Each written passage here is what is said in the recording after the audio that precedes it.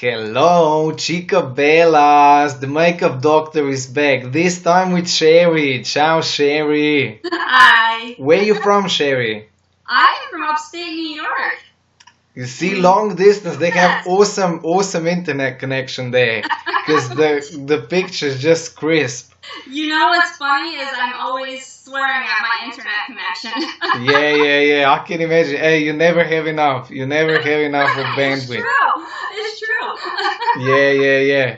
And you have kids, right? Kids take all the internet. They download stuff like crazy, so it starts breaking. Absolutely. Yes. Absolutely. Yeah. Yeah. Hey, All we has talk to about your kids later because we want to show the society. We want to share, our thoughts about something. But that later. First, let's start with makeup questions or whatever. It can be non-makeup related as well, okay? Okay. All right. Cool. Let's do it. My First makeup. question. You want my makeup question? Yeah, whatever. First question. Okay. I should have written this down, because I'm gonna forget. It's all right. Well, I was gonna ask you about the whole highlighting and contouring thing, but then I realized that I probably don't even need my cheeks to look any smarter than what they are. All right.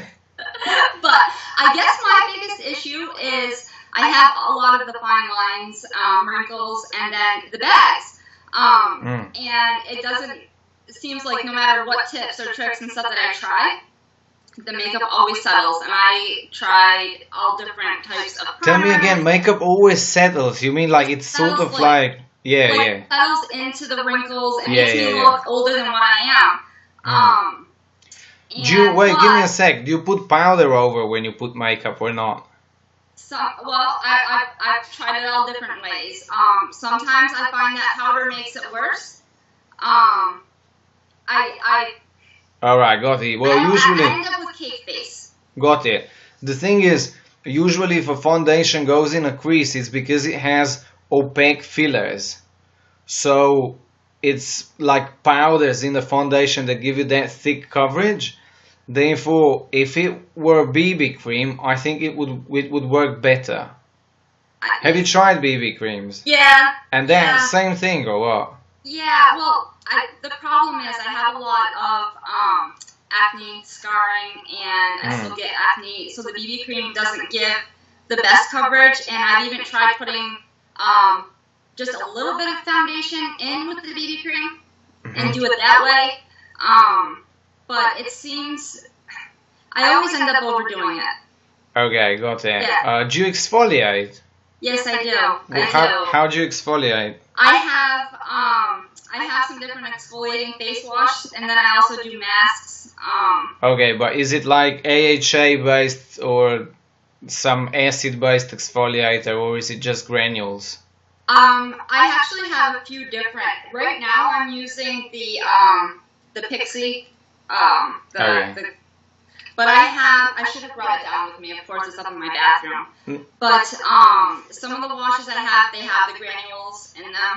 I think granules for you are too harsh. That you need like beta hydroxy acid would work by far the best because it will just dissolve. It will gently dissolve the dry skin cells, and it would make your skin radiant. Plus, you won't get spots because when you do the granules, you can contaminate the face all over, so you get even more spots. It's very harsh, especially for dry skin, Okay. Beta hydroxy acid works wonders, so try to find something like that.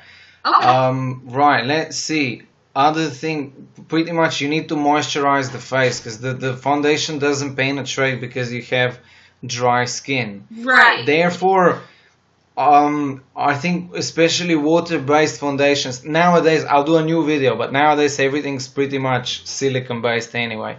It depends which silicone.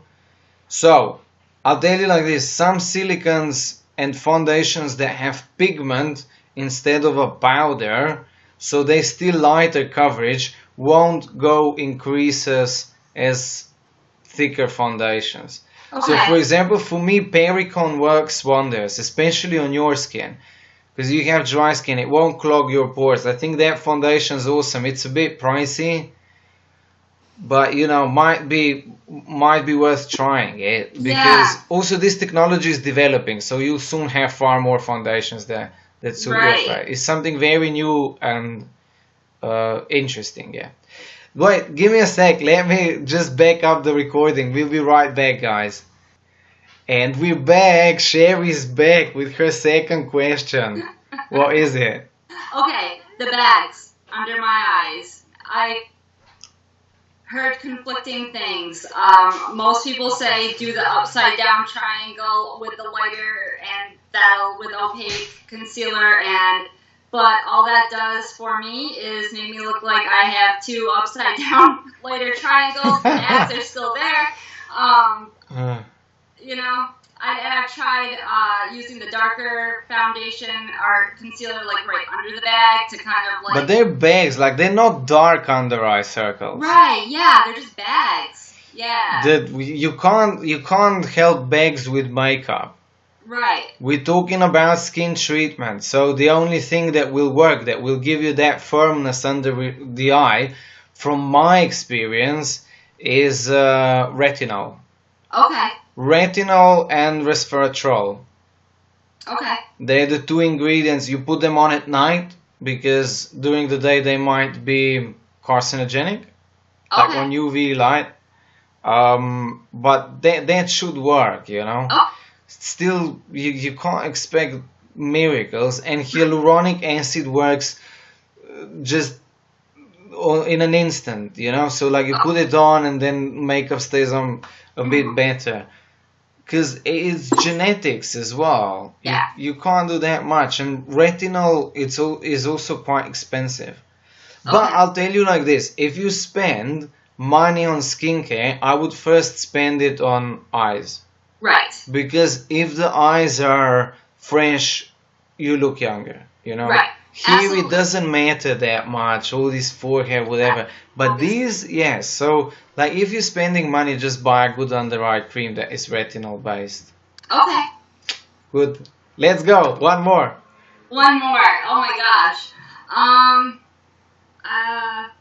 It's alright, because we talked about, I mean, I just want to talk to you. do you know what, guys? Because we have these breaks, you know, we needed to upload the files and stuff. We talked about loads of things already. Let us tell them about, you know, your little girl situation. Okay. So, okay. yeah, let me introduce this. I had a girl last time, 11-year-old girl, that has 500,000 people on her YouTube and wanted to do a collaboration with me because I was actually doing makeup on her mom. And I'm like, listen, honey, I was thinking a lot about it right there. I would have 10 and 11-year-old girls on my channel. I'm like, listen, this is not for me, you know. And I cancelled it. So what's your experience? Because you said that your little girl is watching YouTube like crazy. She's 13 years old and just loves everything that she sees and she believes it, huh? Absolutely believes it. If it's on YouTube, then it must be true. You know, I have a hard time explaining to her. Well, I guess having her listen that a lot of these girls that she's watching and idolizing are getting paid. A lot of them, and I'm not saying all of them because not all of them are like that, but a lot of them are either getting paid to promote what they're promoting or they want to. So if they want Maybelline to sponsor them, they're not going to go on their channel and say that Maybelline is crap. So it's hard to get her to not believe everything that she sees, and also realize that a lot of these girls use filters and lighting, and if she were face to face with one of these girls, and I say little girls, but even, you know, in their early 20s, they would most likely have cake face and, you know, the flaws and everything else that... Yeah, exactly. My daughter has beautiful skin. She's going to be 13. And she has beautiful skin, yet she feels like she needs to wear foundation and makeup and everything, and she's not even 13 yet because she's watching all these YouTube girls with all this makeup. Yeah. So... Cause, look, I was so shocked last time as well. Like, now I'm getting models from these big websites because I just can't find that many models in London to do one makeup tutorial per day, right?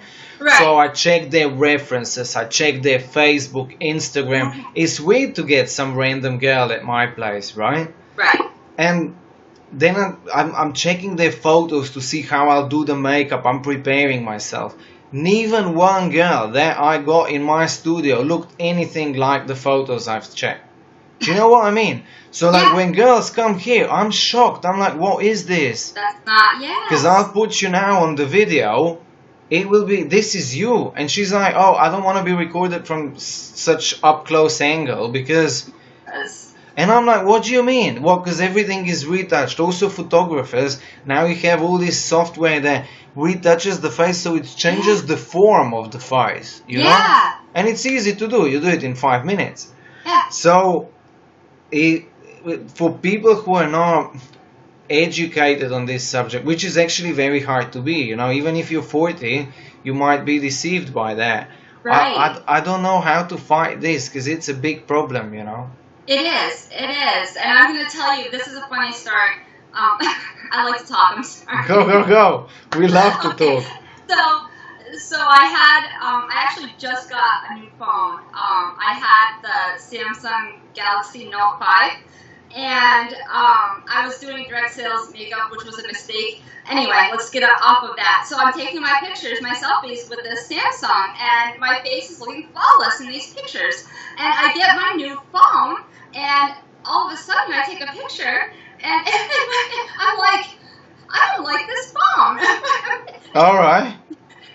And the Samsung actually has filters in the camera. The phone has filters in the camera that make you, it changes, like you said, the phone itself. You don't have to do anything. You take a picture and it changes the shape of your face, and it phone touches. And now that I realize that phone does that, if I see pictures on Facebook and stuff, I can tell if they were taken with one of those because, like you said, their face is more elongated. Yeah. And it just, Yeah, there's all algorithms that work, mathematics behind that stuff, you know. Absolutely. It is crazy. So, but that's why I'm building this system. Look, I bought the light as well that shows each spot, you know. It should show here. It's wonderful, and I try to, I share your videos and stuff because I think society in general, they believe what they're seeing on Instagram and on YouTube and on Facebook, and it's almost like it's a blessing and a curse to have your kind of channel because you show what the makeup actually looks like.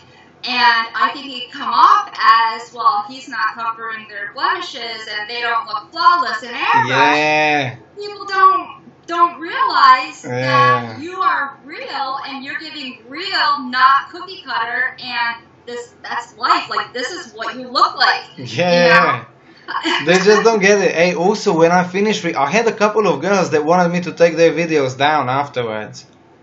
Imagine, I recorded the video. I think it's a brilliant video. She was like, I don't like myself on the camera. Can you, not post it even?